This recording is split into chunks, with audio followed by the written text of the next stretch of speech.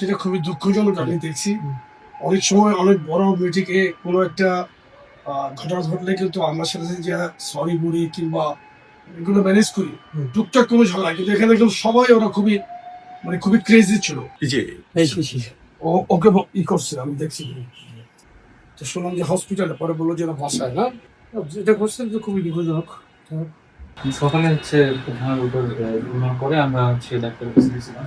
প্রাথমিক ট্রিটমেন্ট নিয়েছি, নিয়ে পরে বাসায় আসছি। এমন হচ্ছে নাকে যে সমস্যাটা হলো। আচ্ছা, ওরা কি ওদের আচরণ তো খুব ই ছিল, আমি দেখছি খুবই মানে ওনারা বলতেছিল অনেকে বক্তব্য দিতে চাচ্ছে আজকে।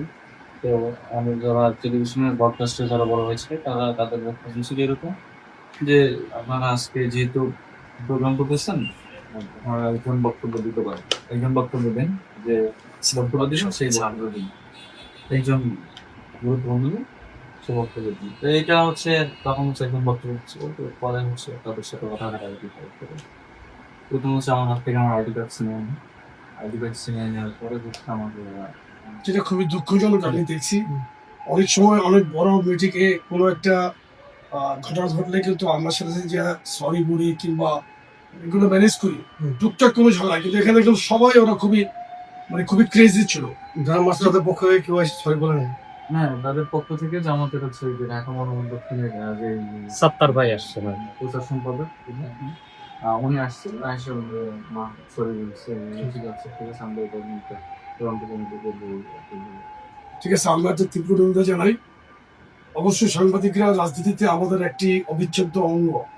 আমরা মনে করি আমরা সাংবাদিকরা ফ্যাসিস্ট হাসিনা বিরোধী আন্দোলনে আমাদেরকে অনেক সহযোগিতা করেছিল। আমরা সাংবাদিকদের প্রতি সবসময় ধন্যবাদ এবং সাংবাদিকদের সবসময় আমরা ধন্যবাদ জানাই। আর আজকের এটা আমি তো আবার সোশ্যাল মিডিয়াতে খুব সকাল থেকে খুবই তৎপর ছিলাম, কারণ আমাদের আজকে সাংবাদিক সপ্তাহ প্রথম দিন সারা বাংলাদেশের জেলা উপজেলায় কর্মসূচি চলছে।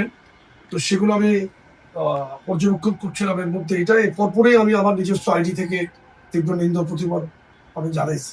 আর এই ছেলেটাও ছিল, একেও ফেলে দিয়ে পুরো পাড়া যাচ্ছে একদম। অনেকেই ছিলাম উনি আসলে তাহলে হচ্ছে আমার অবস্থা আরো মারাত্মক হতো। এই ভাই ছিল, এই ভাইয়ের সাথে আরো আমরা 4-5 জন ছিলাম, মানে ওরা যখন ধাক্কা দিছে আমরা নিচে পড়ে গেছি, আমাদের উপরে পাড়ায়া। তারপরে আর কি বলবো, আমাদের সাংবাদিকরা যথেষ্ট চেষ্টা করছে, কিন্তু কিছু তো করার নাই।